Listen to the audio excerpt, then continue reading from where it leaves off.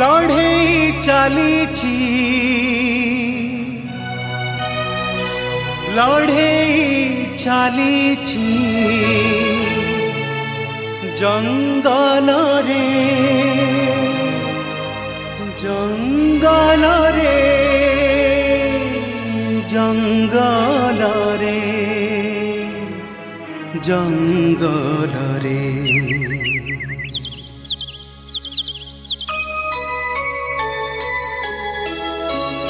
ठिकଣା खोजुची बनवासी ठिकଣା खोजुची बनवासी जीवन को जीवार नाही तार अधिकार अभिशप्त भाग्य तार विधातार विचार अंध को मिलीची अंधकार अंध को मिलीची अंधकार निया छोरा जन्ह राति जळुची से हसी हसी हसी हसी ठिकଣା खोजुची बनवासी ठिकଣା खोजुची बनवासी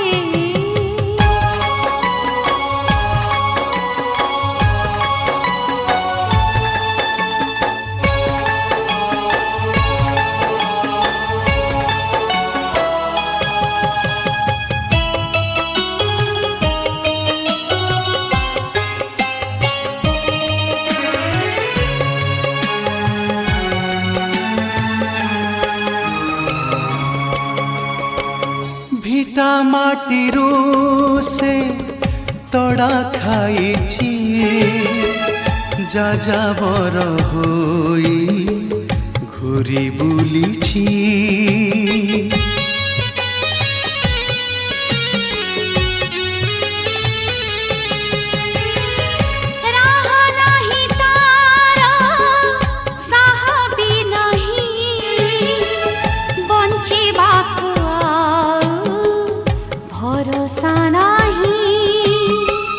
प्रतारणा पाई पाई बलिदान देई देई सर्वहरा सीत जाउछि भासी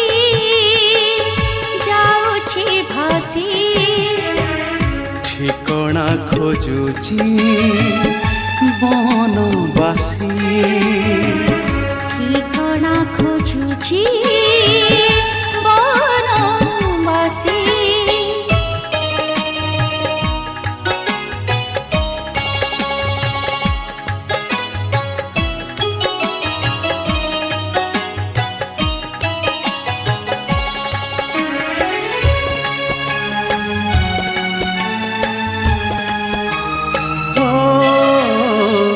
सपन होइब सता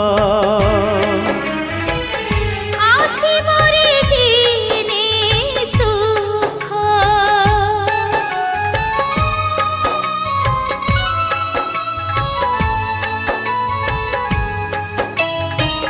सपन ହୋଇବ ସତ ଆସିବରେ ଦିନେ ସୁଖ ଜଙ୍ଗଲ ଜୀବିକା ସୁରକ୍ଷିତ ହେବ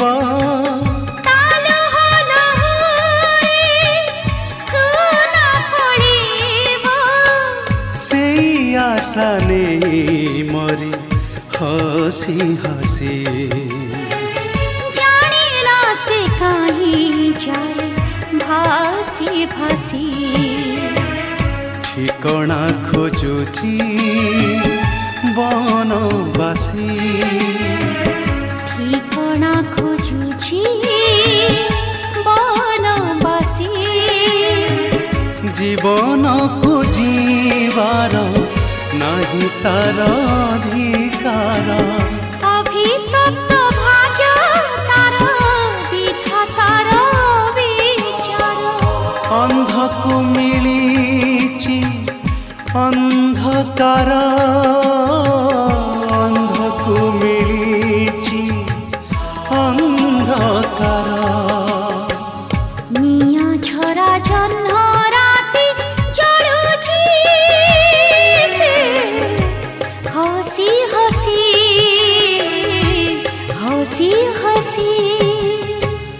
ठिकଣା खोजुची बनवासी ठिकଣା खोजुची बनवासी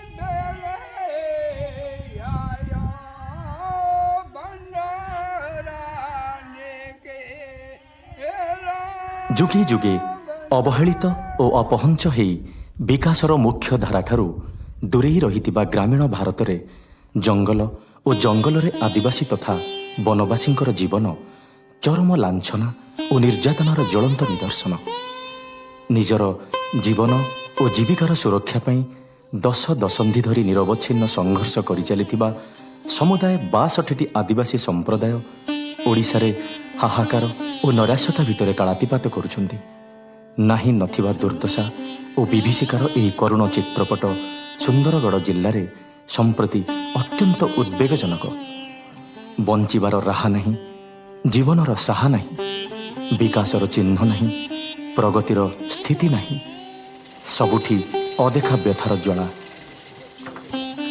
सबुठी अबुझा दहनर झंझा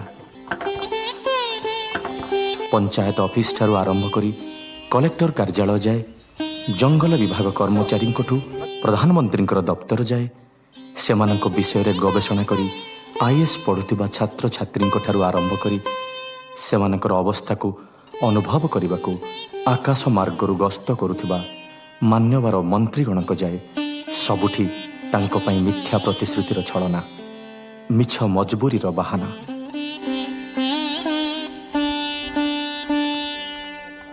वर्ष वर्षरू चली आसीथिबा सेमानंकर एही पारंपरिक जीवन यापनर हलाहल अनुभव करने को वास्तव में मनीष पणिया ही आवश्यक आदिम कालरू एही आदिवासी और वनवासी माने सुंदरगढ़ जिल्लार 9712 वर्ग किलोमीटर परिमित अंचल बसवास कर आसुथिले बण पहाड़ घेरा एही दुर्गम जंगल रे कौनसी विधिबद्ध जीविका उपार्जनर माध्यम नथाई भी 4-6 मास जेन तेन खाद्य संग्रह करी चली जाती अन्य 6 मास पई खाद्य संग्रहर कौनसी व्यवस्था नथाई मध्य सेही निरीह वनवासी माने तांकर माठू भी अति निजर जंगल को केबे पर बोली भाभी पारंतिनी किंबा ताकू छाड़ी कुआडे जाई पारंती नहीं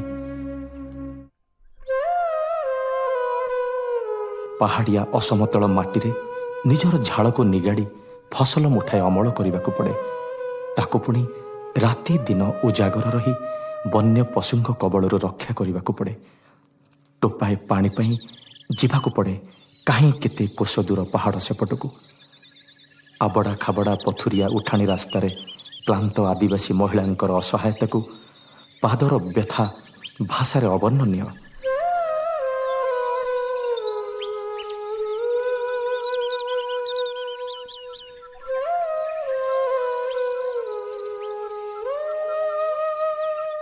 ସେଥିରେ ପୁଣି ଚୁଆରେ ବର୍ଷ ସାରା ମଇଳା ପାଣି।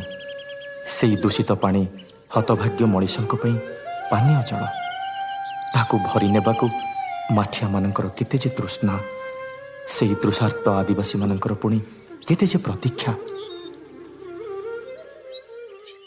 ଅନ୍ୟାନ୍ୟ ବନଜାତ ଦ୍ରବ୍ୟ ସହିତ କେନ୍ଦୁପତ୍ର ତୋଳିବା ଜଙ୍ଗଲ ଜୀବନର ଏକ ପ୍ରଧାନ ଘଟଣା।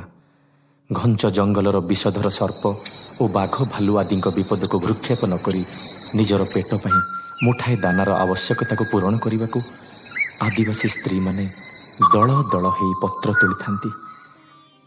ଖାଲି ସେତିକି ନୁହେଁ, ଶିକ୍ଷା ଓ ସ୍ୱାସ୍ଥ୍ୟର ସୁବିଧାରୁ ମଧ୍ୟ ଏମାନେ ବଞ୍ଚିତ। ପ୍ରସୂତି ବେଦନାରେ କଷ୍ଟ ପାଉଥିବା କୌଣସି ସ୍ତ୍ରୀଟିଏର ଅବସ୍ଥା ବି ଏଠି କହିଲେ ନ ସରେ। ଉପାୟହୀନ ନିରାଶ ମଣିଷର ସ୍ପନ୍ଦନହୀନ ପ୍ରାଣ ଦୁଃଖ ସହିବାର ନୀରବତାରେ ଜର୍ଜରିତ ଏହି ଅରଣ୍ୟ ତାର ଅରୁଣିମାରେ ତଥାପି ବାସ୍ନା ହୋଇ ସମ୍ଭାବନାମୟ ଏକ ନୂଆ ସକାଳର। କାନ୍ଧରେ ଟୋକେଇ ଭାରରେ ବୁହା ହୁଏ ବିଚରା ସ୍ତ୍ରୀଟିକୁ ଦୂରରେ ଥିବା ଡାକ୍ତରଖାନା ପର୍ଯ୍ୟନ୍ତ। ଜୀବନରେ କିଛି ଅଭିଳାଷା ନଥିବା ଏହି ସରଳ ପ୍ରାଣ ସଂସାରର ବସ୍ତୁବାଦୀ ମୋହଠାରୁ ବି ବହୁତ ଦୂରରେ। ବାସ୍ତବରେ ଯେଉଁଠି ଦୁଃଖ ସହିବାର ମାତ୍ରା ଯେତିକି ଗଭୀର, ସେଠି ଜୀବନର ଜଟିଳତା ସହିତ ଲଢ଼େଇ କରିବାର ଇଚ୍ଛା ବି ସେତିକି ବିଶାଳ।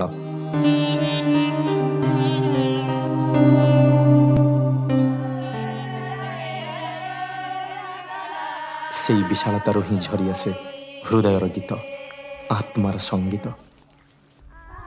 ଜୀବନର ଆହ୍ୱାନ ପଛେ ପଛେ ଆଗକୁ ଆଗକୁ ଗଲାବେଳେ ସେମାନଙ୍କର କ୍ଳାନ୍ତି ନଥାଏ, ଅବସାଦ ବି ନଥାଏ। ଧୀରେ ଧୀରେ ଆଖି ଆଗରୁ ଅପସରି ଯାଆନ୍ତି କୌଣସି ଯୁଦ୍ଧଭୂମିର ବୀରାଙ୍ଗନା ପରି।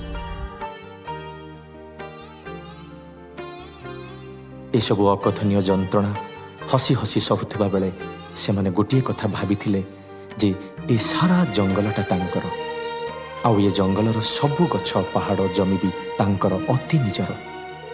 ଏଠି ସେମାନେ ଯାହା ବି ଚାହିଁବେ ତାହା କରିପାରିବେ। ସେ ସବୁଥିରେ ଆଉ କାହାର କିଛି ଅଧିକାର ନାହିଁ କିମ୍ବା କେବେ ବି ହେଇପାରେ ନା। ପ୍ରାୟ ଦେଶ ସ୍ୱାଧୀନ ହେବା ପର୍ଯ୍ୟନ୍ତ ଜଙ୍ଗଲକୁ ନେଇ ତାଙ୍କ ମନରେ ଥିବା ଏହି ଭାବନା ହିଁ ପରବର୍ତ୍ତୀ ପର୍ଯ୍ୟାୟରେ ସେମାନଙ୍କ ପାଇଁ କାଳ ହେଲା।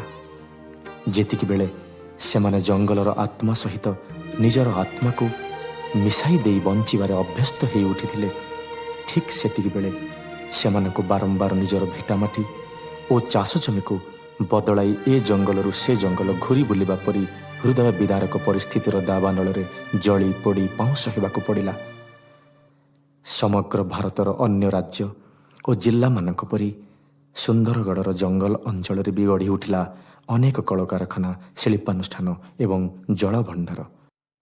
ପ୍ରଗତିର ଏହି କାହାଣୀ ଯେତିକି ବଳିଷ୍ଠ ହେଲା, ବିସ୍ଥାପନ ପରି ଉତ୍କଟ ସମସ୍ୟାର ଶୂଳୀରେ ବଳି ପଡ଼ୁଥିବା ଅସଂଖ୍ୟ ଆଦିବାସୀ ପରିବାରର ଧ୍ୱଂସ ଜୀବନ ସେତିକି ଉଗ୍ର ହେବାରେ ଲାଗିଲା। ଉନ୍ନତିର ମହଲ ପାଇଁ ମାଟିରେ ମିଶିଲା ଅଗଣିତ କୁଡ଼ିଆ ଘର। ନିଜର ଝାଳବୁହା ମେହନତର ଚାଷ ଜମି ଓ ଘର ଅଗଣା ଉପରେ କୌଣସି ସରକାରୀ ଅଧିକାର ନଥିବା ଯୋଗୁଁ ବାରମ୍ବାର ତାଙ୍କୁ ବିତାଡ଼ିତ ହେବାକୁ ପଡ଼ୁଛି ବୋଲି ଧୀରେ ଧୀରେ ସେହି ଅଶିକ୍ଷିତ ଏବଂ ଅନୁନ୍ନତ ବନବାସୀ ସମ୍ପ୍ରଦାୟ ବୁଝିବାରେ ଲାଗିଲା। ଏ ଗାଁରେ ତ କ'ଣ କହିବି, କିଛି ସୁବିଧା ସୁଯୋଗ ନାହିଁ, ତଥାପି ଆମେ ବସବାସ କରି ଚାଲି ଆସୁଛୁ। ମେନ୍ କଥା ଆମ ଗାଁରେ ପାଣିର ସୁବିଧା ନାହିଁ, ରାସ୍ତାଘାଟର ସୁବିଧା ନାହିଁ। ମହିଳାମାନେ ଗର୍ଭବତୀ ହେଲେ ରାସ୍ତାର ନେବା ଆଣିବାର ସୁବିଧା ନାହିଁ।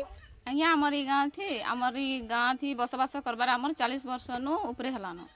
ହେଲେ ଆମକେ ଆସୁଛନ୍ ଯେନ୍ ଆଜ୍ଞା ମାନେ ଆମକେ କହୁଛନ୍ କି ତମ ଗାଁ ଥି ଯେତିକି ଅଛ ତମର ପଟ୍ଟା ନିନ।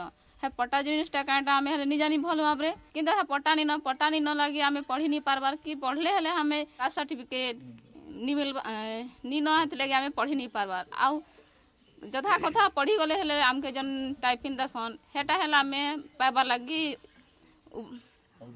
हकदार नहीं है बात। और जंगल अच्छा तुम्हें काटी कला अच्छा जंगल भीतर अच्छा कहीं कला पट्टा नहीं देवा रही कहीं तो जिमु खेन बुआ मन तो सरी गल अले इन आनी करी छाड़ी देले कहीं जिमु जाई कजे आम के रास्ता घाट केनी ने जगह नहीं दिसबार आज्ञा पान रो बहुत असुविधा केने गाधवार हेले नी ने कि गुटे नलकूपा हेले नी ने ना केने बाट गुटे बने काजे हेले जगह नी ने ना किछि असुविधा नहीं धान चाष करू छु बुही नेबार लागी फिर बाट नहीं ना आज्ञा बहुत पहाड़ काटी देले भी गोल लागू छ हले काटी देले फिर गोल लागू छन मोहरी दफेदार गुरा हेगरा गोल लागू छन बेले आर हमर बुही नहीं काजे हेले नहीं हंतु मुर मुडे बुहिसु हले फिर बैग गुरा बगड़ी जिसी हले फिर केने डॉक्टर गुटे इंजेक्शन नहीं आसबार आज्ञा डॉक्टर मुटे नहीं आसबार जंगल जगह कहिकला नहीं आसबार मुटे नहीं आसबार गोटिए पटे विकासर पूर्णमी अन्य पटे बलिदानर अमावास्या मझिरे पाद तळु घुंची जाउथबा माटी ओ मुंड उपरे छेंडी पड़ुथिबा आकाश को नहीं निरीह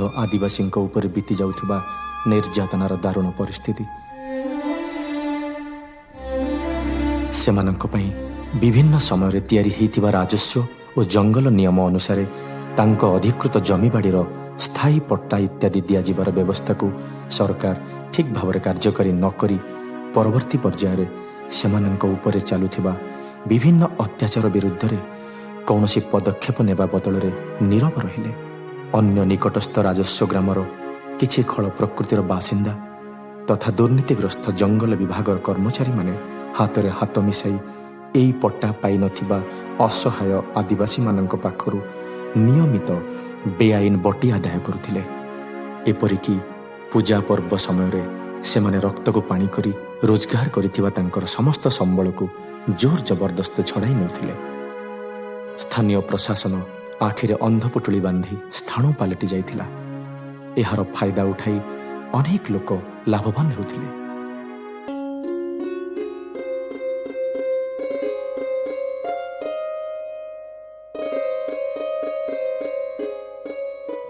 निरीह वनवासी मास मासर परिश्रम जोगु तांको खेतरे हसुथिबा सोनार फसल को बलपूर्वक काटी निया जाउथिला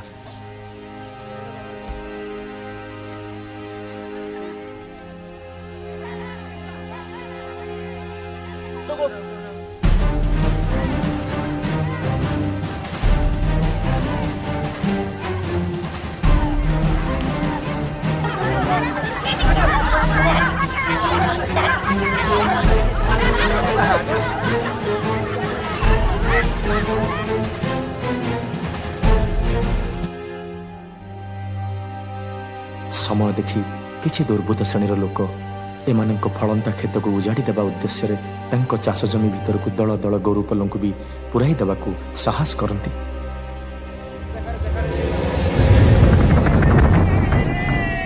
एक कथा जानिपारी से माने बिकल दौड़ी आसती गोरुपलों को घौड़ाई देवाकू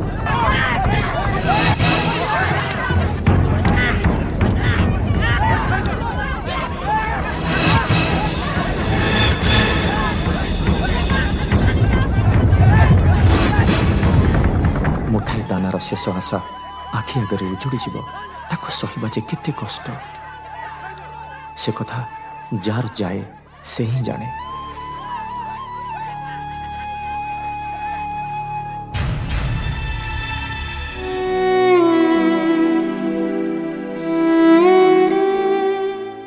धान खेतरे लहु लुहाण होइथिबार एई मर्मस्पर्शी कथा सबु मनरो लिभि नथिबा बेले पुणी किछि दुर्बृत्त यही असहाय मनीषंकर कुड़िया घरे पशि जबरदस्ती तांको छेली और कुकुड़ा आदि नहीं जीवाकू योजना करती घरे केवल स्त्री लोक थिला बेले आरंभ हो जाए आउ एक नारकीय कांड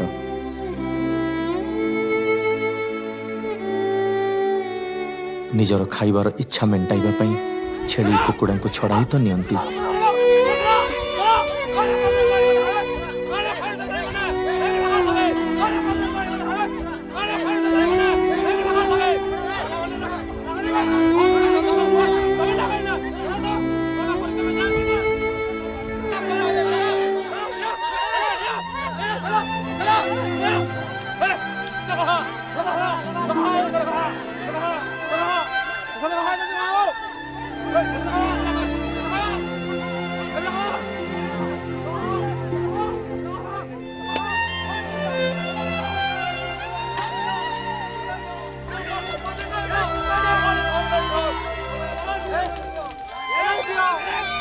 ता सहित ସେମାନଙ୍କୁ ସେ ଇଲାକାରୁ ବିତାଡ଼ିତ କରିବା ଉଦ୍ଦେଶ୍ୟରେ ତାଙ୍କ ଘରେ ନିଆଁ ବି ଲଗାଇ ଦିଅନ୍ତି।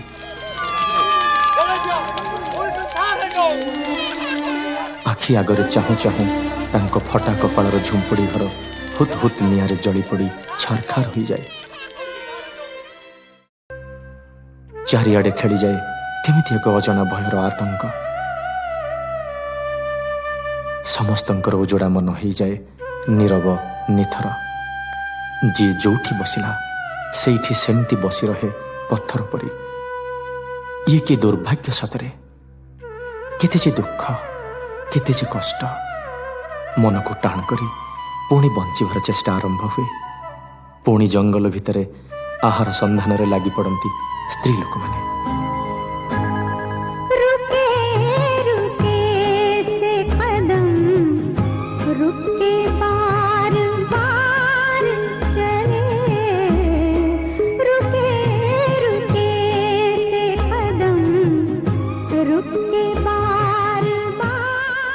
ଜୀବନର ସବୁ ଯନ୍ତ୍ରଣାକୁ ଭୁଲିବା ଚେଷ୍ଟାରେ ପୁରୁଷମାନେ ବି ଦି ଢୋକ ମଦ ପିଇ କାନ୍ଧରେ କୁରାଢ଼ି ସଜାନ୍ତି। ଟଳମଳ ପାଦ ତାଙ୍କର ପୁଣି ଆଗେଇ ଯାଏ ପିଠିରେ ଝୁଲିଥିବା ରେଡ଼ିଓ ମୂର୍ଚ୍ଛନାର ତାଳେ ତାଳେ। ଆଗରେ ପୁଣି ସେହି ଜଙ୍ଗଲର କ୍ୟାନଭାସ୍। ଭୟର ରଙ୍ଗ ଓ ଆଶଙ୍କାର ତୁଳିରେ ଆଙ୍କିବାକୁ ହେବ ପୁଣି ସେହି ଅସୁରକ୍ଷିତ ଜୀବନର ପ୍ରତିଛବି। ଏମିତି ଘଟି ଚାଲିଲା ଦୁର୍ଘଟଣା ପରେ ଦୁର୍ଘଟଣା। ସହିବାକୁ ହେଲା ଅଦେଖା ଘାର ଅସରନ୍ତି ବ୍ୟଥା। ବନର ମଣିଷ ବନକୁ ବା ଛାଡ଼ି ପାରନ୍ତା କେମିତି? ତାହା ବିନା ସେମାନଙ୍କର ଗତି ବା କାହିଁ? ଜଳ ବିନା ମାଛ ପରି, ଜଙ୍ଗଲ ବିନା ଆଦିବାସୀର ଜୀବନ ବି ଅସମ୍ଭବ। ଜୀବିକା ପାଇଁ ଅନ୍ୟ କୌଣସି ବୃତ୍ତିଗତ କଳାକୌଶଳ ବିଷୟରେ ଜାଣିନଥିବା ଏହି ଆଦିବାସୀମାନେ ଯେତେ ଥର ବି ବିତାଡ଼ିତ ହେଲେ ପୁଣି ଫେରି ଯାଉଥିଲେ ସେହି ଜଙ୍ଗଲକୁ। ସେମାନଙ୍କ ଉପରେ ବାରମ୍ବାର ଦାଉ ସାଧୁଥିବା ଗୁଣ୍ଡା ପ୍ରକୃତିର ଲୋକଙ୍କର ମନ ସମ୍ଭାଳି ହୁଏ ନା।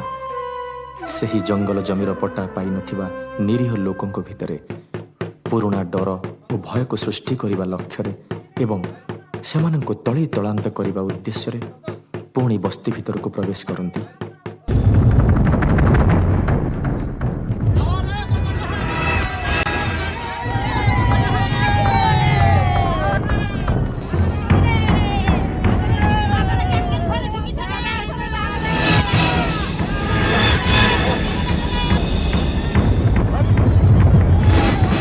ଶତ୍ରୁମାନଙ୍କୁ ଦେଖିବା ମାତ୍ରେ ବସ୍ତିର ଲୋକମାନେ ନାଗରା ବଜାଇ ନିଜ ନିଜ ଭିତରେ ସତର୍କ ହୋଇ ଉଠନ୍ତି।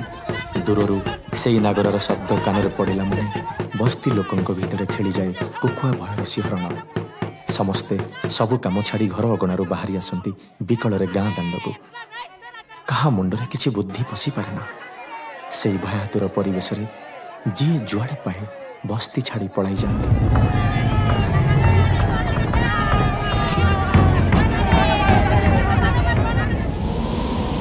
ଚାହୁଁ ଚାହୁଁ ପୁରା ବସ୍ତିଟି ପାଲଟି ଯାଏ ଖାଁ ଖାଁ ନିଶୁନ ମଶାଣି ପରି।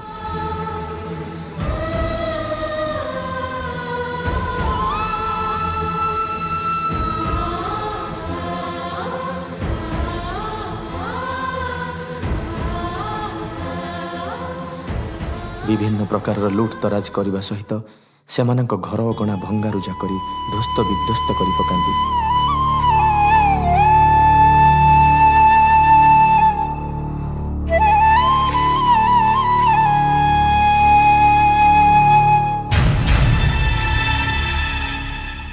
ଆଜି ବି ଚାହୁଁ ଚାହୁଁ କୁସୁମର ଘର ଭାଙ୍ଗି ଚୂନା କରିଦେଲେ।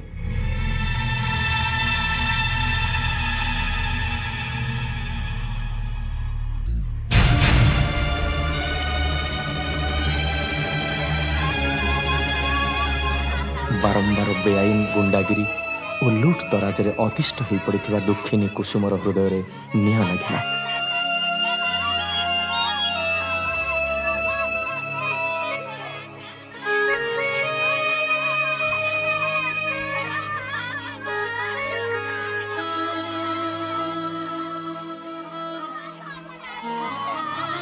ସେ ନିଆଁ ଆଉ ଲିଭି ପାରିଲାନି।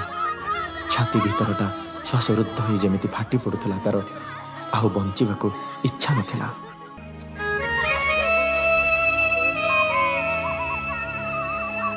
ତାର ଅସହାୟ କ୍ରନ୍ଦନର ଚିତ୍କାର ପ୍ରତିଧ୍ୱନିତ ହୋଇ ବନ ପାହାଡ଼ର ଶିରା ପ୍ରଶିରାରେ ଗୁଞ୍ଜରି ଉଠିଥିଲା।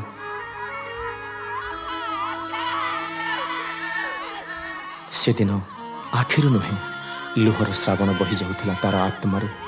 ନିଆଁ ଝରା ଜହ୍ନ ରାତି ଜଳୁଛି ସେ ହସି ହସି ହସି ହସି ଠିକଣା ଖୋଜୁଛି ବନବାସୀ ଠିକଣା ଖୋଜୁଛି ବନବାସୀ ଜୀବନକୁ ଯିବାର ନାହିଁ ତାର ଅଧିକାର ଅଭିଶପ୍ତ ଭାଗ୍ୟ ତାର ବିଧାତାର ବିଚାର ଅନ୍ଧକୁ ମିଳିଛି ଅନ୍ଧକାର ଅନ୍ଧକୁ ମିଳିଛି ଅନ୍ଧକାର ନିଆଁ ଝରା ଜହ୍ନ ରାତି ଜଳୁଛି ସେ ହସି ହସି ହସି ହସି ଠିକଣା ଖୋଜୁଛି ବନବାସୀ ଠିକଣା ଖୋଜୁଛି ବନବାସୀ କାନ୍ଦି କାନ୍ଦି କୁସୁମ ସେଦିନ ସବୁଦିନ ପାଇଁ ଆଖି ବୁଝିଲା। ଝରିଗଲା ଜଙ୍ଗଲକୁ ଭଲ ପାଇଥିବା ଆଉ ଜଣେ ଅଭିଶପ୍ତର ଜୀବନ। ନିଷ୍ଠୁର ନିୟତିର ବିଚାର କେତେ ଯେ କଠିନ।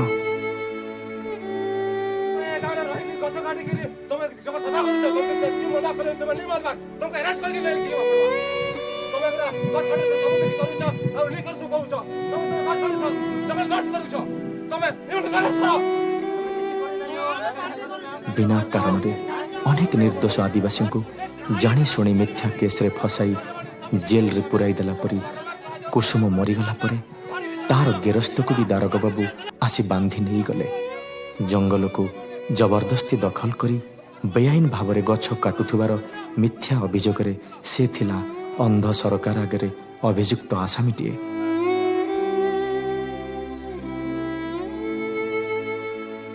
ଏମିତି ମିଥ୍ୟା କେସ୍ର ତାଲିକା ଖୁବ୍ ଲମ୍ବା ହେବାରେ ଲାଗିଥିଲା। ସେସବୁ ରେକର୍ଡ ଓ ନଥିପତ୍ର ଆଜି ବି ଆମ ସଭ୍ୟ ସମାଜ ବା ଗଣତନ୍ତ୍ର ପାଇଁ କଳଙ୍କର କଥା। ଏସବୁ ମିଥ୍ୟା କେସ୍ ପାଇଁ ବର୍ଷରେ ଅନେକ ଥର କୋର୍ଟକୁ ଦୌଡ଼ି ଦୌଡ଼ି ନାହିଁ ନଥିବା ଅସୁବିଧାର ସମ୍ମୁଖୀନ ହେଉଥିଲେ।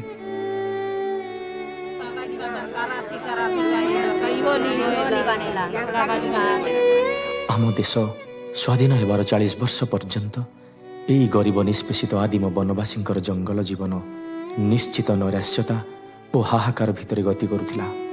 ଏ ଜଙ୍ଗଲରୁ ସେ ଜଙ୍ଗଲ ଘୁରି ବୁଲୁଥିଲେ ବି ସରଳ ଆଦିବାସୀ ଲୋକମାନେ ନିଜର ମା' ଠାରୁ ବି ଅଧିକ ସେହି ଜଙ୍ଗଲକୁ ଛାଡ଼ି ପାରୁନଥିଲେ। ବରଂ ସେ ବସବାସ କରି ଚଳୁଥିବା ଜଙ୍ଗଲ ଜମିରେ ତାଙ୍କର କୌଣସି ସରକାରୀ ଅଧିକାର ନଥିବା ଯୋଗୁଁ ହିଁ ଏହି ସମସ୍ତ ସମସ୍ୟା ଓ ଦୁର୍ଦ୍ଦଶା ସୃଷ୍ଟି ହେଉଛି ବୋଲି ଧୀରେ ଧୀରେ ବୁଝିବାରେ ଲାଗିଲେ। ସତ୍ତ୍ୱାଧିକାର ବା ପଟ୍ଟା ନଥିବା ଯୋଗୁଁ ହିଁ ତାଙ୍କ ପିଲାମାନଙ୍କର ଶିକ୍ଷା ଓ ଚାକିରି ସୁବିଧା ତଥା ଇନ୍ଦିରା ଆବାସ, ମୋ କୁଡ଼ିଆ, ବିଦ୍ୟୁତ୍ ଯୋଜନା, ଜାତୀୟ ଭତ୍ତା, ଅଙ୍ଗନବାଡ଼ି କେନ୍ଦ୍ର ଆଦି ପରି ଜନକଲ୍ୟାଣକାରୀ ସରକାରୀ ଯୋଜନାର ହିତାଧିକାରୀ ହେବାର ସୌଭାଗ୍ୟରୁ ବଞ୍ଚିତ ହୋଇ ଆସିଛନ୍ତି। ଆମର ତ ଭତ୍ତା ମିଳୁନାହିଁ। ଆମର ଭାଗ୍ୟ କ'ଣ ଯେ ଆମକୁ ଚାଉଳ ମିଳୁନାହିଁ। तो BLW की सब चीज़ कहा हमारे नहीं कर रहे थे। हमारे सेवा पुतावन किसान पासे कर ढार किसान चलवाएं तो मान लो कि हमको जरूर करे चाहे यही तब हमारा बनबे नहीं करी ये असुविधा के तो तब ये सब पंचायत के जनवा पत्ता है सकी है। ए कथा जेतेबेले सेमानक मनरे गभीर भावरे दृढ़ीभूत हैला सेतेबेले सेई दृढ़तार उदास आकाशरे ही घनीभूत हेबारे लागिला एक रोमांचकारी क्रांतिर कला मेघ।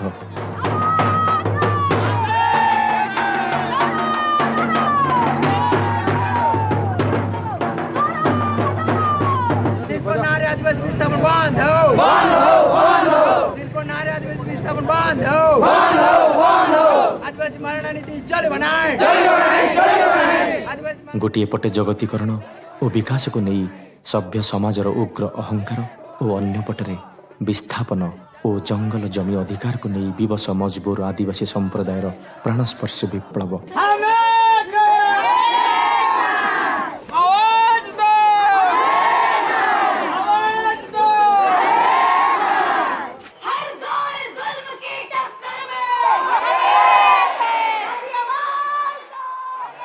ଜନ୍ମ ନେଲା ଅଗଣିତ ସଂଘର୍ଷମୟ ତାରିଖ, ସ୍ୱର୍ଣ୍ଣାକ୍ଷରରେ ଲେଖା ହେଲା ଅସରନ୍ତି ସ୍ପର୍ଶକାତର ପଟ୍ଟକଥା। ଏହି ଜଙ୍ଗଲ ଆମ ଜୀବନ, ଆମରି ପ୍ରାଣ। ଏଠୁ ଆମକୁ ବିତାଡ଼ିତ କରିବାର ଅଧିକାର କାହାର ନାହିଁ। ଆମେ କାହାର ଦୟାରେ ବଞ୍ଚିବାର ଆବଶ୍ୟକତା ବି ନାହିଁ। ସ୍ଥାୟୀ ଭାବରେ ଏହି ଜମିର ପଟ୍ଟା ପାଇବା ଆମର ନ୍ୟାଯ୍ୟ ଅଧିକାର। ଏହା ହିଁ ଥିଲା ହଜାର ହଜାର ସୁନ୍ଦରଗଡ଼ ଆଦିବାସୀଙ୍କର ସ୍ଲୋଗାନ।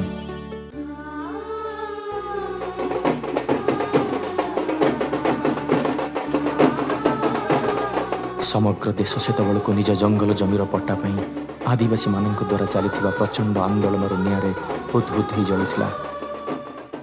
सम्मान के साथ अगर ये खोजा थी तो संग्राम करो, एकत्र हो और लड़ाई के आग्रह। କିଛି ଉତ୍ସର୍ଗୀକୃତ ସ୍ୱେଚ୍ଛାସେବୀ ସଂଗଠନମାନଙ୍କର ବଳିଷ୍ଠ ପୃଷ୍ଠପୋଷକତା ସାହାଯ୍ୟରେ ସୁନ୍ଦରଗଡ଼ର ଏହି ଆନ୍ଦୋଳନ ବ୍ୟାପକରୁ ବ୍ୟାପକ ହେବାରେ ଲାଗିଲା ଏବଂ କ୍ରମେ ଜାତୀୟ ସ୍ତରରେ ଚାଲିଥିବା ବିପ୍ଳବ ଧାରା ସହିତ ସଂଯୋଗ ହେଲା।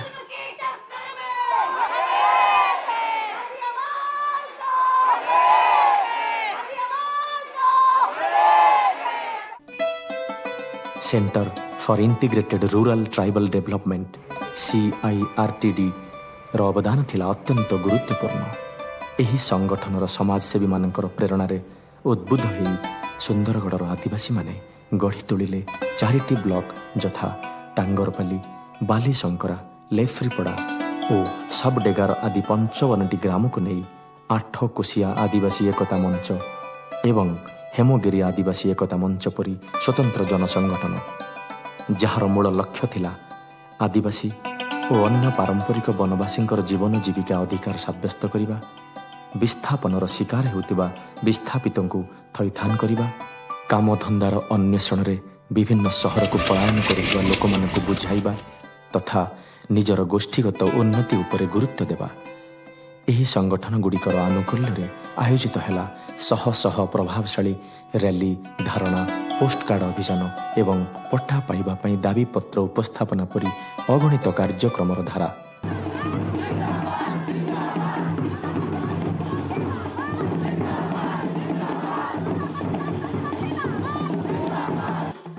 କ୍ରମଶଃ ବିଭିନ୍ନ ସାଂଗଠନିକ ତଥା ଶୃଙ୍ଖଳିତ କାର୍ଯ୍ୟଧାରାରେ ସାମିଲ ହେବା ଦ୍ୱାରା ବିକଶିତ ହେବାରେ ଲାଗିଲା ଆଦିବାସୀମାନଙ୍କର ସାଂସ୍କୃତିକ ଏବଂ ସାମାଜିକ ଜୀବନ।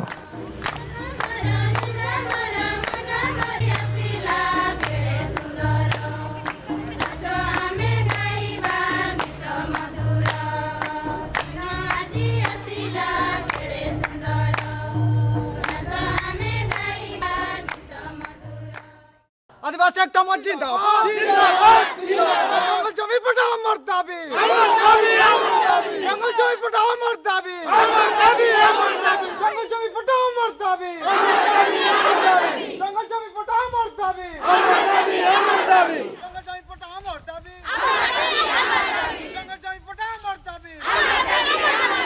सरकार तुम्हें अमर दाबी माने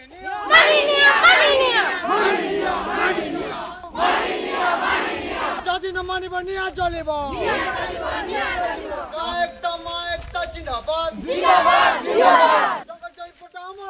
ଶାଣିତ ହୋଇ ଉଠିଥିବା ଏହି ଆଦିବାସୀମାନଙ୍କର ଅଦ୍ଭୁତପୂର୍ବ ନିଷ୍ଠା ଓ ଅସାଧାରଣ ସଂକଳ୍ପ ଦେଶର ସମସ୍ତ ରାଜ୍ୟରେ ଏକ ସମୟରେ ସୃଷ୍ଟି ହୋଇ କେନ୍ଦ୍ର ସରକାରଙ୍କୁ ବାଧ୍ୟ କରିଥିଲା ଏ ବିଷୟରେ ଚୂଡ଼ାନ୍ତ ନିଷ୍ପତ୍ତି ନେବା ପାଇଁ। ସ୍ୱାଧୀନତାର ପୂର୍ବ ଏବଂ ପରବର୍ତ୍ତୀ ଅବସ୍ଥାରେ ଭାରତବର୍ଷରେ ଯେତେବେଳେ ରାଜ୍ୟ ଜଙ୍ଗଲଗୁଡ଼ିକର ମିଶ୍ରଣ ହେଲା, ସେତେବେଳେ ଜଙ୍ଗଲର ସ୍ଥାୟିତ୍ୱ ଏବଂ ପରିବେଶ ସନ୍ତୁଳନର ପ୍ରମୁଖ ଅଂଶୀଦାର ଭାବେ ଜଣାଥିବା ଜଙ୍ଗଲରେ ରହୁଥିବା ଆଦିବାସୀମାନଙ୍କର ପୈତୃକ ସମ୍ପତ୍ତି ଓ ବାସସ୍ଥଳୀ ଉପରେ ଜଙ୍ଗଲ ଅଧିକାରକୁ ସଠିକ୍ ଭାବରେ ସ୍ୱୀକୃତି ପ୍ରଦାନ କରାନଯାଇ ସେମାନଙ୍କ ପ୍ରତି ଏକ ଐତିହାସିକ ଅନ୍ୟାୟ କରାଯାଇଥିଲା ବୋଲି ଶେଷରେ କେନ୍ଦ୍ର ସରକାର ସର୍ବସମ୍ମୁଖରେ ସ୍ୱୀକାର କଲେ। 29 ଡିସେମ୍ବର 2006 ଏହି ତାରିଖ ଦିନ ପାର୍ଲିଆମେଣ୍ଟରେ 57ତମ ସାଧାରଣତନ୍ତ୍ର ବର୍ଷରେ ପ୍ରଣୀତ ହେଲା ଜଙ୍ଗଲ ଅଧିକାର ସ୍ୱୀକୃତି ଆଇନ, ଯାହାକି ଅନୁସୂଚିତ ଜନଜାତି ଏବଂ ଅନ୍ୟାନ୍ୟ ପାରମ୍ପରିକ ବନବାସୀଙ୍କର ଜଙ୍ଗଲ ଅଧିକାର ସ୍ୱୀକୃତି ଆଇନ 2007 ଭାବରେ ନାମିତ ହେଲା। ପରବର୍ତ୍ତୀ ପର୍ଯ୍ୟାୟରେ 1 ଜାନୁଆରୀ 2008 ଠାରୁ ସମଗ୍ର ଦେଶରେ ଏହି ଯୁଗାନ୍ତକାରୀ ଆଇନ କାର୍ଯ୍ୟକାରୀ ହେଲା। ମୁକ୍ତିର ଜହ୍ନ ରାତିରେ ଝରିଲା ଆନନ୍ଦର ଜ୍ୟୋତ୍ସ୍ନା। ସମଗ୍ର ଆଦିବାସୀ ସମ୍ପ୍ରଦାୟ ହେଲେ ଆଶ୍ୱସ୍ତ।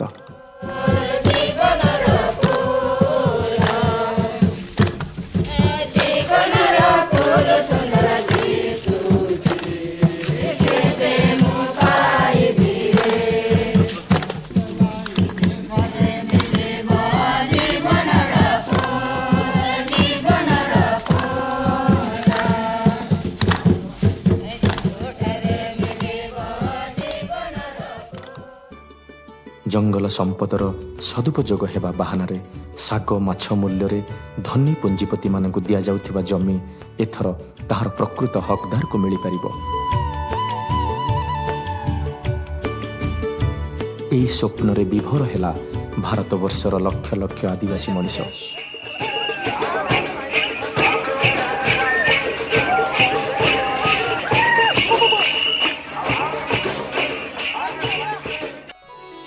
ବହୁତ ବିଳମ୍ବରେ ଆସୁ ପଛେ ଏହି ଜଙ୍ଗଲ ଅଧିକାର ସ୍ୱୀକୃତି ଆଇନ ଅନେକ ଦୃଷ୍ଟିକୋଣରୁ ଏକ ଚାଞ୍ଚଲ୍ୟକର ଦୃଷ୍ଟାନ୍ତ। ଗଣତନ୍ତ୍ରରେ ଏହା ନିଶ୍ଚିତ ଭାବରେ ଏକ ଅବିସ୍ମରଣୀୟ ମାଇଲ ଖୁଣ୍ଟ। ଏହି ଆଇନର ସାରାଂଶ ହେଲା 2005 ଡିସେମ୍ବର 13 ପୂର୍ବରୁ ଯେଉଁ ଆଦିବାସୀମାନେ ଜଙ୍ଗଲ ଜମିକୁ ଅକ୍ତିଆର କରି ଚଳି ଆସୁଛନ୍ତି ଏବଂ ତାହାର ସଠିକ ପ୍ରମାଣ ଦେଇପାରିବେ, ସେମାନେ ପରିବାର ପିଛା 10 ଏକର ପର୍ଯ୍ୟନ୍ତ ଜମିର ଶିରୋନାମା ବା ପଟ୍ଟା ପାଇଁ ଦାବି କରିପାରିବେ। ଅନ୍ୟ ପାରମ୍ପରିକ ବନବାସୀମାନେ ଯଦି 75 ବର୍ଷ ଧରି ଜଙ୍ଗଲ ଜମିରେ ବସବାସ କରି ଆସୁଥିବେ, ତାହେଲେ ତାର ଉପଯୁକ୍ତ ପ୍ରମାଣ ଦେଇ ସେମାନେ ମଧ୍ୟ ନିଜର ଦାବି ଜଣାଇପାରିବେ। ଦରକାର ପଡ଼ିଲେ ଗ୍ରାମର 75 ବର୍ଷ ବୟସ୍କ ବୃଦ୍ଧଙ୍କର ଅନୁମୋଦନକୁ ମଧ୍ୟ ସେଥିପାଇଁ ବିଚାରକୁ ନିଆଯାଇପାରିବ। ଶିରୋନାମା ବା ପଟ୍ଟାରେ ନିଶ୍ଚିତ ଭାବରେ ଉଭୟ ସ୍ୱାମୀ ଓ ସ୍ତ୍ରୀଙ୍କର ନାମ ଉଲ୍ଲେଖ ରହିବ। ପଟ୍ଟା ମିଳିଥିବା ସମସ୍ତ ଜଙ୍ଗଲ ଜମିକୁ ବଂଶାନୁକ୍ରମେ କେବଳ ଉତ୍ତରାଧିକାରୀ ସୂତ୍ରରେ ଯାହା ଉପଭୋଗ କରିହେବ, ଏହାକୁ କୌଣସି ବି ପରିସ୍ଥିତିରେ ବିକ୍ରିବଟା ବା ହସ୍ତାନ୍ତର କରାଯାଇପାରିବ ନାହିଁ। ଏବଂ ଶେଷରେ କୌଣସି କାରଣରୁ ଯଦି ସରକାରଙ୍କ ଦ୍ୱାରା ପଟ୍ଟା ମିଳିଥିବା ଜମିଜମା ଅଧିକୃତ ହୁଏ, ତେବେ ସେ ଜମିର ଉଚିତ ମୂଲ୍ୟ ନିଶ୍ଚିତ ଭାବରେ ଦିଆଯିବ। ଏହି ଗୁରୁତ୍ୱପୂର୍ଣ୍ଣ ଆଇନ କାର୍ଯ୍ୟକାରୀ ହେବା ଅବସରରେ ପରବର୍ତ୍ତୀ ପର୍ଯ୍ୟାୟରେ ଆଉ 2ଟି ଅତ୍ୟନ୍ତ ଉପଯୋଗୀ ଅଧିନିୟମକୁ ଜନ୍ମ ଦେଲା। ସେଗୁଡ଼ିକ ହେଲା ପ୍ରାକୃତିକ ବିପର୍ଯ୍ୟୟ ଯୋଗୁଁ କୃଷିରେ କ୍ଷତି ହେଲେ ଅନ୍ୟ ରାଜସ୍ୱ ଗ୍ରାମର ଲୋକମାନଙ୍କ ପରି ଜଙ୍ଗଲ ଜମିରେ ପଟ୍ଟା ପାଇଥିବା ହିତାଧିକାରୀମାନେ ମଧ୍ୟ କ୍ଷତିପୂରଣ ଓ ଉପଯୁକ୍ତ ରିଲିଫ୍ ପାଇପାରିବେ। ଏହାଛଡ଼ା ସେମାନଙ୍କ ଜମିରେ କୃଷି ଓ ଉଦ୍ୟାନ ବିଭାଗ ତରଫରୁ ବିଭିନ୍ନ ସରକାରୀ ପ୍ରକଳ୍ପ କାର୍ଯ୍ୟକାରୀ କରାଯାଇପାରିବ। ନିଜର ଗୋଷ୍ଠୀଗତ ଆବଶ୍ୟକତା ଯଥା ମଶାଣି, ସ୍କୁଲ, ଖେଳ ପଡ଼ିଆ, ଡାକ୍ତରଖାନା ଓ ଟ୍ରେନିଂ ସେଣ୍ଟର ଇତ୍ୟାଦି ସୁବିଧା ପାଇଁ 12.5 ଏକର ପର୍ଯ୍ୟନ୍ତ ଜମି ଯୋଗାଇ ଦିଆଯାଇପାରିବ। ଆଇନ ପ୍ରଣୟନ ପରେ ଏହା କିପରି ସଫଳ ଭାବରେ ରୂପାୟିତ ହୋଇପାରିବ, ସେଥିପ୍ରତି ଧ୍ୟାନ ଦିଆନଗଲେ ବହୁତ ଖଳ ଲୋକ ଓ ଅସାଧୁ ସରକାରୀ କର୍ମଚାରୀ ମିଳିମିଶି ହଜାର ହଜାର ଦୁର୍ନୀତି କରି ଦେଶକୁ ଦୁର୍ବଳ କରୁଥିବା ପରି ଏଥିରେ ମଧ୍ୟ ଚଞ୍ଚକତା କରିବେ ଏବଂ ଏକର ଏକର ଜଙ୍ଗଲର ଗଛ କାଟି ଜମିକୁ ଅକ୍ତିଆର କରି ପ୍ରକୃତ ହକଦାରମାନଙ୍କ ପ୍ରତି ଘୋର ବିପଦ ସୃଷ୍ଟି କରିବା ଆଦୌ ଅସମ୍ଭବ ନୁହେଁ। ସେଥିପାଇଁ ମଧ୍ୟ ଆରମ୍ଭ ହେଲା ସଭା, ସମିତି, କର୍ମଶାଳା, ପ୍ରଚାରପତ୍ର ଓ ପୋଷ୍ଟର ଅଭିଯାନ ପରି କାର୍ଯ୍ୟକ୍ରମମାନ। ବାଲିଶଙ୍କରା ବ୍ଲକର ଢବାଢୁଲି, ବୁଢ଼ାଝରନ, ଗିରେଲଖୋଲ, ପତେକାନି, ଗୋଏଲ ସୁଖା ଆଦି 50 ଖଣ୍ଡି ଗାଁ ଏବଂ ହେମଗିରି ବ୍ଲକର ସାରଙ୍ଗୀଝରିଆ, ଲେବଦା ଜୋର ଆଦି 30 ଖଣ୍ଡି ଗାଁରେ CIRTD ସଂଗଠନର କର୍ମକର୍ତ୍ତାମାନଙ୍କର ବଳିଷ୍ଠ ନେତୃତ୍ୱରେ ଆଗେଇ ଚାଲିଲା ସେହି ଫର୍ମ ପୂରଣ ଓ ଦାଖଲର ସହାୟତା ଅଭିଯାନ। ଜଙ୍ଗଲ ଅଧିକାର ପାଇଁ ଯେଉଁ ଫର୍ମ ଗୁଡ଼ିକ ଆମେ ସେ ବିଷୟରେ ଆଲୋଚନା କଲେ, ଆମ ସଂସ୍ଥା ତରଫରୁ ସେଗୁଡ଼ିକ ଛପା ହୋଇକରି ଆପଣଙ୍କ ପାଖକୁ ଅଣାହେଇଛି ଏବଂ ଆପଣ ଜାଣି ଖୁସି ହେବେ ଯେ ଏଥିପାଇଁ ଆମେ କୌଣସି ପଇସା ନେଉନାହୁଁ, ଏଗୁଡ଼ିକ ମାଗଣାରେ ହିଁ ମିଳିପାରେ। ଏବେ ଆମ ସଂସ୍ଥାରୁ ଯେଉଁ ଭଉଣୀମାନେ ଆସିଛନ୍ତି ସେମାନଙ୍କୁ ସେମାନେ ଆପଣମାନଙ୍କୁ ଏଇ କ ଫର୍ମ ଗୁଡ଼ିକ ଦେବେ ଏବଂ ଏଇ କ ଫର୍ମ ଗୁଡ଼ା କିଭଳି ପୂରଣ କରିବେ ସେମାନେ ମଧ୍ୟ ଆପଣମାନଙ୍କୁ ସାହାଯ୍ୟ କରିବେ।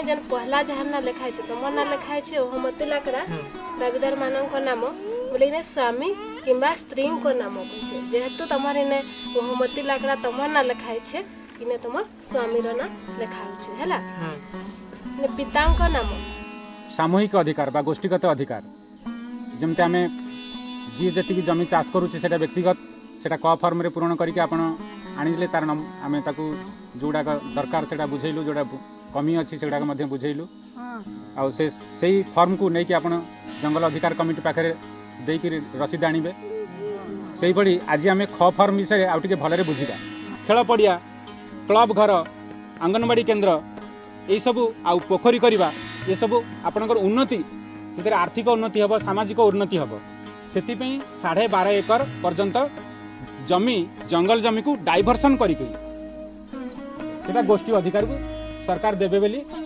एबे नुआ पुणी नियम से जोड़ा है। फॉर्म पूरण हो जंगल अधिकार कमिटी निकट में दाखल हुए एवं रसीद नियाजिबा परे ग्राम सभार अनुमोदन को अपेक्षा करे। समस्त के जुहार। आज जेन आम बसीचु जंगल फॉर्म रो विषय नहीं कि कहार केते लेखा जमी अच्छे देखो मु ना गुड़ाक पढ़ुचे एठी सरपंच पंचायत ऑफिस कर्मचारी एवं भोट देई परुथुबा समस्त ग्रामवासी उपस्थिति रे ही सेगुड़िक जाए जुग्म अनुसंधानकारी कमिटी को। हाँ आज जेन ग्राम सभा है आपण मान जंगल जमी ये उपरे जहाँ जहाँ आमर सब प्रस्ताव इने गृहित है जेन जेन सब सरपंच आज्ञा पढ़ले जहाँ जहाँ ना से सब तो ठीक अच्छे कहल आपण मैंने समस्त दस्खत कर दून आउ जी दस्खत देवे देवे जी दस्खत नहीं जानी टिप चिन्हा देवे है दस्खत करी हम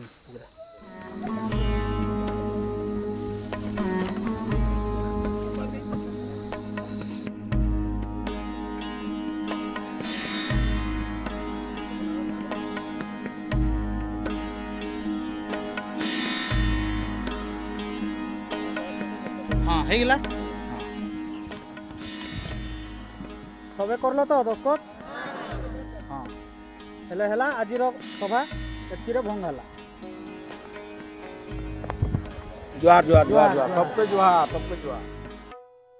वन विभागर अधिकारी राजस्व विभागर कर्मचारी एवं जंगल अधिकार कमिटी प्रतिनिधि तत्वावधान में आरंभ हुए तापरे जमीर मापचुप काम बाड़ी होचे तमे हिसाब करो। अच्छा श्याम सुंदर तमे याडे आसो तमर जमीन नाप होचे तो हैं केते बाड़ी आला दुई बाड़ी आला तो अच्छा तमर आरीटा इने पड़वा कि केना पड़वा जे पर्चा के नाप जमीन देखो परे परे नाइ हुए याने माप जो होचे एटा सब दिन लई रहबा हैला चलो नापो एते जंगल जमी गोना में माप बुझ ना रे काला काला टिकेट हां याचिन तो सुनो याचिन तो आमे जाउ हम जमी माफ करी तमटा म रंजन ना तमर बाबा दिन कथा लागु छे हैला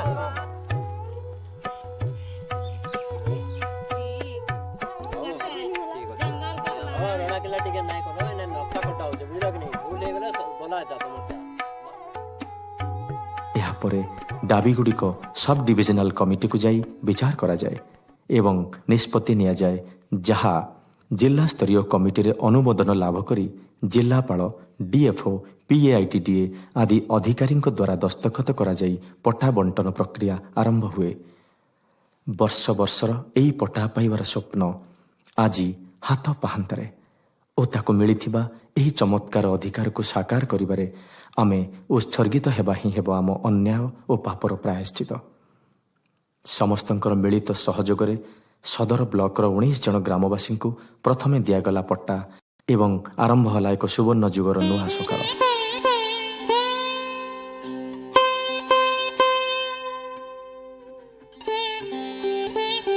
यहाँ परे हठात पुणी सृष्टि हला विभिन्न टाउटरी और दलाली परी मंद प्रकृति लोकंकर सठतार खेल। विभिन्न स्वेच्छासेवी संगठन और सरकारी कर्मचारी प्रत्यक्ष परिचालन ସେମାନଙ୍କୁ କୌଣସି ଦଲାଲ କଥା ନ ଶୁଣି ସିଧାସଳଖ ସରକାରଙ୍କ ଅଫିସ ସହିତ ଯୋଗାଯୋଗ କରିବାକୁ ବାରମ୍ବାର ବୁଝାଇ ଦିଆଗଲା। जदि हमारे आगे जैसे आवत रहे माने फॉरेस्टर हो कि मुहरी हो कि दफेदार जो मन भी आत रहे तो और जो मन भी माने हमारे लेखन संस्था हैं माने जे माने से आवत हैं दूसरा संस्था भी जे तार गाँव लगिन हमरे आगे कर दे हमें जल्दी कर दे कह के कि हमें ठीक से करे परब कह के जमान भी कहबाएं रौरे मन कुछ माने से विश्वास न करबा। विभिन्न समय सरकारी अधिकारी आश्वासना और श्रद्धा पाइबा द्वारा सेमानंकर आत्मविश्वास भी बेस वृद्धि पाइला जहा तांको मानसिकतार आनिला परिवर्तन।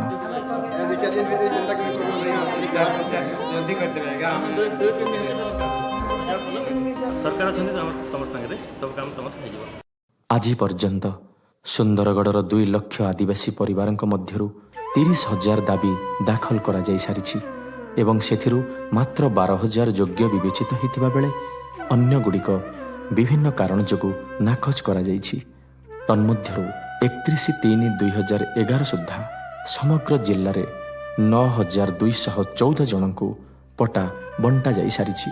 ए सरकार हमरे मन के जोगाजोग करो और हमरे मन के ई पट्टा और ई जंगल के कागज पत्र के देख लगी हमरे के सुविधा करो।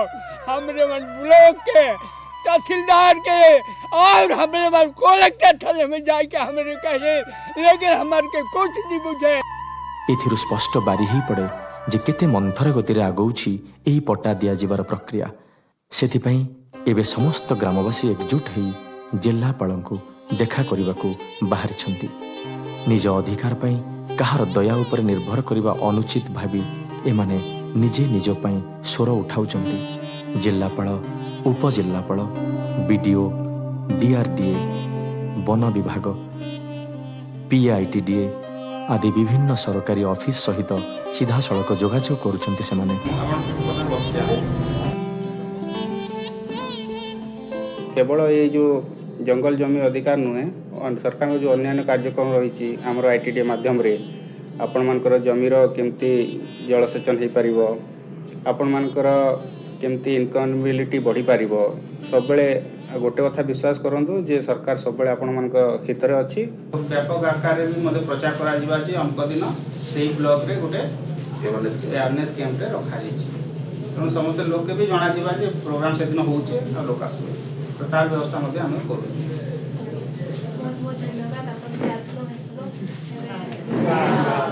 देखा जाउछि सरकारक तरफरु भी सेमानंकु मिलुछि समवेदना, सहयोग, आशा और प्रतिश्रुति। सुख को चाहे चाहे आखिरु पानी निगिड़ी जाइथिबा बेले सेमानंक नारे पट्टा को प्रस्तुत करी पीएआईटीडीए महाशय निजे बुढ़ाझरन गाँव में पहुंचीबा समस्तंक पई थिला एक गर्वर विषय। सरकार प्रति दुर्बल हो आसुथिबा भरोसा यह द्वारा निश्चय बढ़िबो एवं अन्य असंख्य असहाय मनिषक मनरे भी सृष्टि हेबो गभीर आस्था।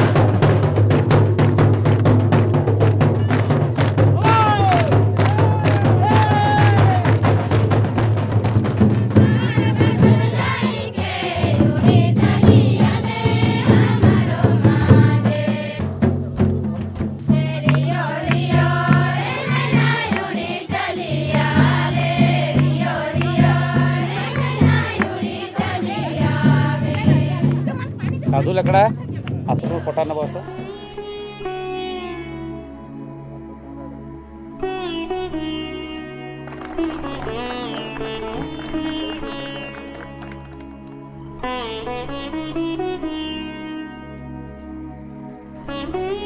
कालिदास बेग 3 एकड़ 52 बीघा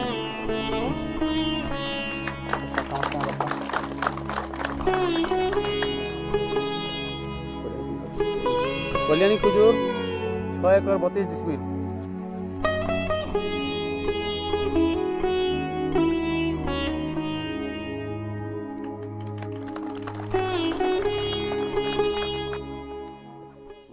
आज्ञा अपन कर धर्म में आमे पटा पाइल आज्ञा एखन 15 बरस रु आमे जमी चाष करी नहीं पारु दिलो आज्ञा एबे हमें मो पुओ दियो कहीं जाई पारिबे नहीं एबे जमी चाष करिबे।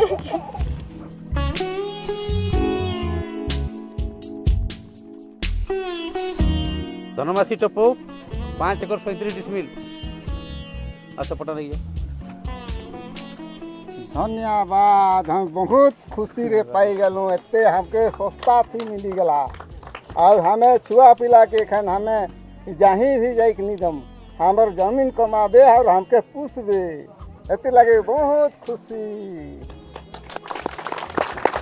सबके जुहार जुहार आज्ञा जुहार जुहार जुहार जुहार।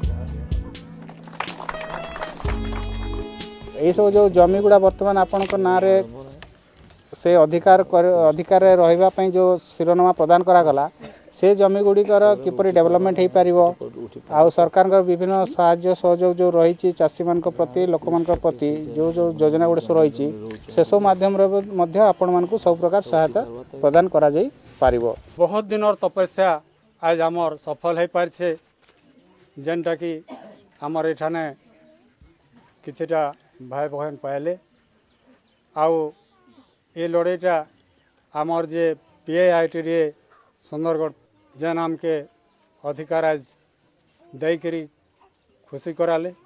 इन आसिक लोग काम करबे आपण माने किसी नेले भी मास्क नेले भी वर्ष नेले भी 10 ରୁ 20 हज़ार कम हो आपण माने हेतिले आपण मोर बहुत बहुत रिक्वेस्ट युवपीढ़ी के एटा आह्वान है कि से माने नि पाबो जे हम जे शहर रे रही जमु शहर पलामु आ सेना हमें आउटे काना हे जमु बेसी से बेसी आपण के सरकार योजना जेन कथा सब चली छे जदि गोटे गाँव रे आउचे के BPL समस्त कान हाथ देखी देबे आम BPL वाले चाहूँ सेटा नहीं होकरी आम कहता आम ना BPL आम नहीं हूँ आम आमर जेनटा वर्ष जी दरकार आम आम जमीन कमे पार्छुँ जो सेटा आपण मैंने करें आम आप सागे अच्छु आईटा लगे चिंता करूँ हेले आमर छुआ बॉम्बे गोवा दिल्ली जाकर जेन छुआ मैंने हारास होचन मरुछन सेक्सुआली हारास होचन से सब बंद हवा चाष उपर ध्यान दौन और चाष के बढ़ावा लगे काण काण करमा हेले सरकारी योजना चाष समस्ते मिसिक एका से करमा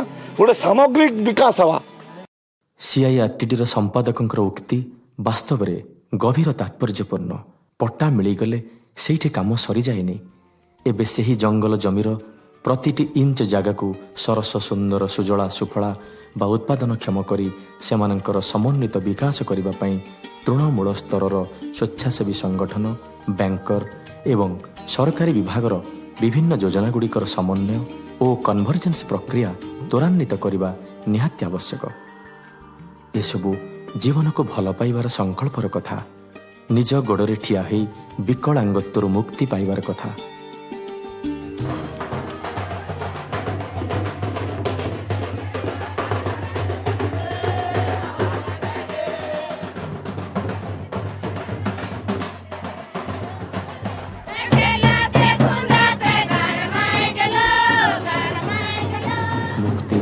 सतरे आज समस्ते जेमिति बंधनर अभिशाप मुक्त वनवासीर निर्वासन आज जेमिति शेष।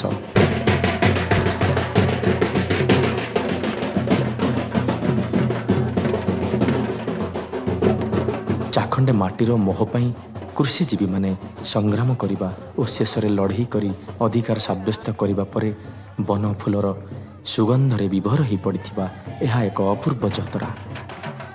समस्तंकर असीम खुशीर ताଳରେ आज नाचुछि प्रकम्पित बण पहाड़ घेरा जंगल जीवन।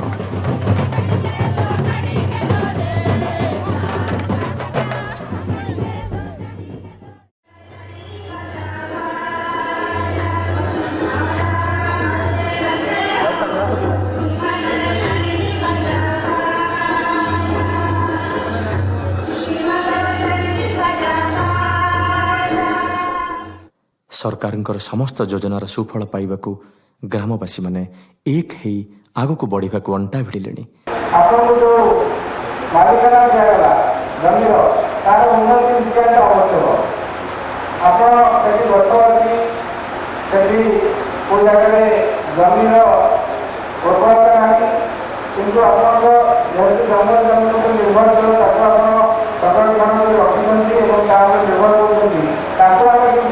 सरकारी कार्यक्रम माध्यम से जमीन उन्नति करवा आदिवासी कल्याण पार्टी ସେଥିରେ ଆମେ ସେଇଟା ଲୋନ୍ ଋଣ ନୁହଁ, ସେଇଟା ହେଉଛି ପୁରା ସମ୍ପୂର୍ଣ୍ଣ ଭାବରେ ଗ୍ରାଣ୍ଟ ବା ସମ୍ପୂର୍ଣ୍ଣ ଭାବରେ ମାଗଣାରେ ଯୋଗାଇ ଦିଆଯାଉଛି ସେ ସୁବିଧା ଆପଣମାନଙ୍କୁ, ଯାହାକୁ କୁହାଯାଉଛି ବାବୁ ଯୋଜନା। ଆପଣମାନଙ୍କୁ ଅନୁରୋଧ କରୁଛି ଯେଉଁଠି ପାଣିର ସୁବିଧା ଅଛି ଆପଣମାନେ ଯଦି ବିକେପିଆଇ ଯୋଜନାରେ କରିବାକୁ ଚାହୁଁଛନ୍ତି ତାହେଲେ ଗୋଟେ ଆପ୍ଲିକେସନ୍ ଆମକୁ ଦେଲେ ଆମେ ଯାଇକି ସର୍ଭେ କରିକି ସେଠି ଉଠାଜଳସେଚନ ପ୍ରକଳ୍ପ କରିବା କେମିତି କରାଯିବ ସେସବୁ ଆମେ ଆପଣଙ୍କୁ ସହାୟତା ସେଥିରେ କରିବୁ। ସଂସ୍ଥା ଯେଉଁ ସଂସ୍ଥା ମାଧ୍ୟମରେ ସରକାର ଆମକୁ ବିଭିନ୍ନ ସ୍କିମ୍ ଦେଇଛି, ଯେପରିକି ଆମର ସେସବୁ ଆମ ଗରିବ ଲୋକମାନଙ୍କୁ କେମିତି ଉନ୍ନତି ପଥକୁ ଆଣିପାରିବା, ସେମାନଙ୍କୁ କେମିତି ଆମେ କାମ ଯୋଗାଇଦେବା। ଏହି ମୁକ୍ତ ଉତ୍ପାଦନ ଅଧିକ କରିବା ପାଇଁ ହେଲେ ଆମମାନଙ୍କୁ ବୈଜ୍ଞାନିକ ପଦ୍ଧତି ମଧ୍ୟ ମାଛ ଚାଷ କରିବା ପାଇଁ ପଡ଼ିବ। ବୈଜ୍ଞାନିକ ପଦ୍ଧତିରେ ମାଛ ଚାଷ କରିବା ପାଇଁ ଆମ ଅଫିସ ରହିଛି, ସେଥିରେ ଆମେ ସମସ୍ତଙ୍କୁ ଟ୍ରେନିଂ ଦେଉଛୁ ଏବଂ ସବୁ ଯିଏ ଚାହିଁବ ତାଙ୍କୁ ମଧ୍ୟ ଟ୍ରେନିଂ ଦେଉଛୁ। ଟ୍ରେନିଂ ପାଇଁ ମଧ୍ୟ କାର୍ଯ୍ୟ ରହିଛି।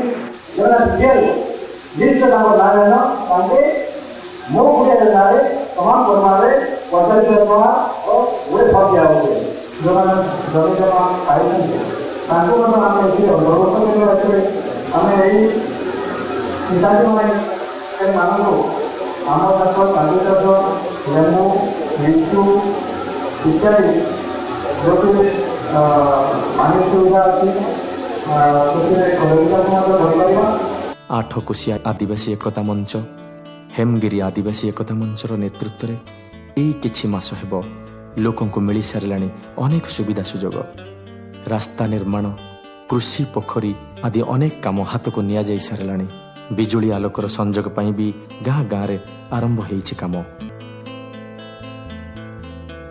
ଏହି ନିକଟରେ ପ୍ରକଳ୍ପ ନିର୍ଦ୍ଦେଶକ ଜିଲ୍ଲା ଗ୍ରାମ୍ୟ ଉନ୍ନୟନ ସଂସ୍ଥା ସୁନ୍ଦରଗଡ଼ଙ୍କର ସହଯୋଗ ଫଳରେ ବାଲି ଶଙ୍କରା ବ୍ଲକର ଢବାଢୁଲି ଗ୍ରାମରେ ପଟ୍ଟା ପାଇଥିବା ପରିବାରଙ୍କ ମଧ୍ୟରୁ 33ଟି ପରିବାରକୁ କୃଷି ପୋଖରୀ ଖୋଳା ବାବଦରେ ଅନୁଦାନ ଦିଆଯାଇଛି ଏବଂ ସେ ସମସ୍ତ କାର୍ଯ୍ୟ ମଧ୍ୟ ସୁରୁଖୁରୁରେ ଆଗେଇ ଚାଲିଛି। ସେଥିରେ ପୁଣି ବିଡିଓ ଓ ସରପଞ୍ଚ ଉପସ୍ଥିତ ରହି ସମୟ ସମୟରେ ସେମାନଙ୍କୁ ଅଧିକ ପ୍ରେରଣା ଯୋଗାଇ ଦେଉଛନ୍ତି।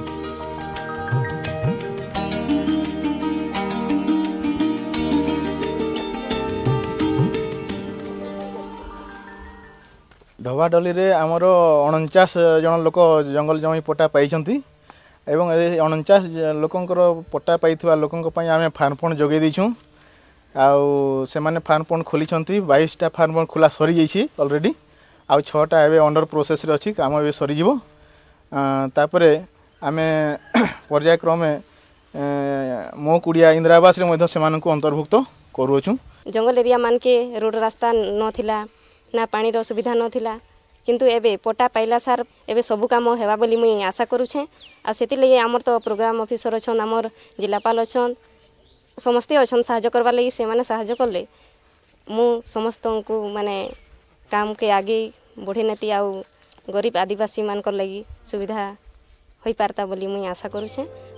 ସମସ୍ତଙ୍କର ଭାବପୂର୍ଣ୍ଣ ସହଯୋଗ ଦେଖିଲେ ଏମିତି ଲାଗୁଛି ଯେମିତି ସେଦିନ ଆଉ ଡେରି ନୁହେଁ ଯେବେ ପ୍ରତିଟି ଆଦିବାସୀ ଗାଁ ବିକାଶ ଓ ପ୍ରଗତି ଧାରାରେ ସଂସ୍କୃତି ଓ ସୃଜନଶୀଳତାରେ ସମୃଦ୍ଧ ହେବ।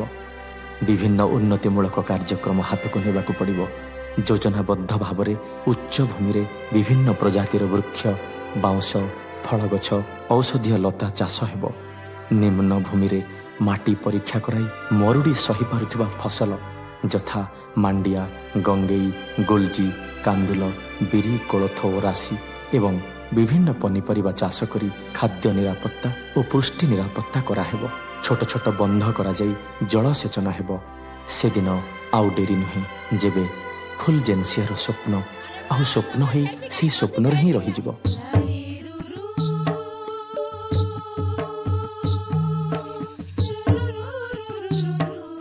ତା ପିଲାଏ ପାଠ ପଢ଼ିବେ, ବଡ଼ କଲେଜରେ ପଢ଼ି ବଡ଼ ମଣିଷ ହେବେ।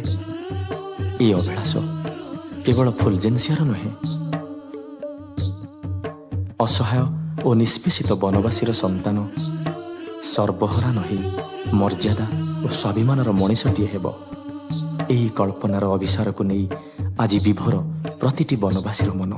ହସର ଜୁଆର ଉଛୁଳି ପଡ଼ୁଛି ଆଜି ତାର ଅନ୍ତରର ବେଳାଭୂମିରେ।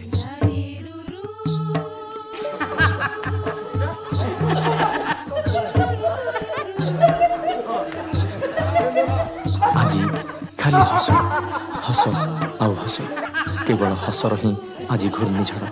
ଏହି ଖୁସିର ଝଡ଼ରେ ତାଙ୍କ ଭିତରେ ଉଇଁ ଉଠିଛି ଅଜସ୍ର ଆତ୍ମବିଶ୍ୱାସ। ସେହି ବିଶ୍ୱାସକୁ ଆଶ୍ରା କରି ସେମାନେ ଆଜି ଅଭିଶପ୍ତ ଅତୀତର ଏହି ଅନ୍ଧ ଗଳିକୁ ପଛରେ ଛାଡ଼ି ନୂଆ ଦୁନିଆର ସନ୍ଧାନରେ, ନୂଆ ଦିଗ୍ବଳୟର ଅନ୍ୱେଷଣରେ।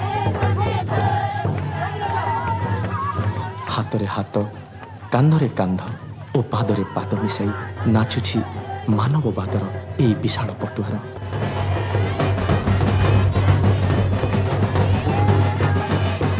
ଏହି ଜଙ୍ଗଲରେ ସେମାନଙ୍କର ଜନ୍ମ, ଏହି ଜଙ୍ଗଲ ହିଁ ସେମାନଙ୍କର ପ୍ରେମ। ଏଇଠି ବିସ୍ଥାପନ, ପୁଣି ଏଇଠି ନିର୍ବାସନ। ଏଇଠି ଯାଯାବର, ପୁଣି ଏଇଠି ଜବରଦଖଲକାରୀ କାଠଚୋର। ଏମିତି କେତେ ହାହାକାର, କେତେ ଅତ୍ୟାଚାର, ତଥାପି ବଦଳି ଯାଇନାହିଁ ତାଙ୍କ ଅମର ପ୍ରେମର ଦିଗ।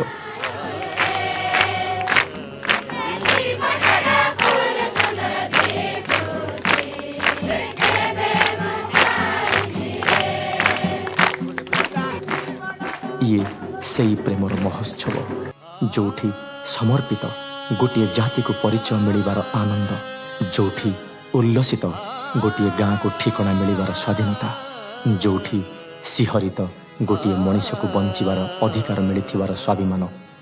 ଏହି ସ୍ୱାଭିମାନରେ ତିଆରି ହେଉ ସେମାନଙ୍କ ହାତରେ ନୂଆ ମାଟି, ନୂଆ ପାଣି ଓ ନୂଆ ପବନର ଗୋଟିଏ ନୂଆ ଦୁନିଆ। ସେମାନଙ୍କ ପ୍ରତି କରାଯାଇଥିବା ଅନ୍ୟାୟ ଓ ଅବିଚାରରୁ ଶିକ୍ଷା ଲାଭ କରି ତାଙ୍କର ଏହି ନୂଆ ଦୁନିଆ ସନ୍ଧାନରେ ବାହାରିଥିବା ଆତ୍ମହରା ଶୋଭାଯାତ୍ରାରେ ସାମିଲ ହେବା ଆଜି ଆମ ସମସ୍ତଙ୍କର ଏକ ଦାୟିତ୍ୱ। ଠିକଣା ଖୋଜୁଥିବା ବନବାସୀ ପ୍ରତି ବୋଧହୁଏ ଏହା ହିଁ ହେବ ଆମର ଯୁଗୋପଯୋଗୀ କର୍ତ୍ତବ୍ୟ।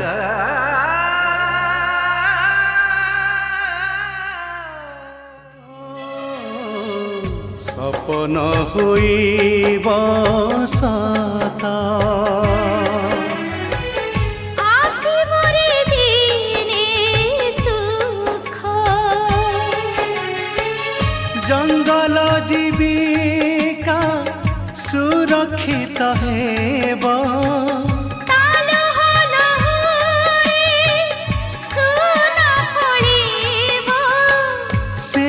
आशा नहीं मरी हसी हसी, जानिला से कहीं जाए भासी भासी। ठिकଣା खोजुची बनबासी।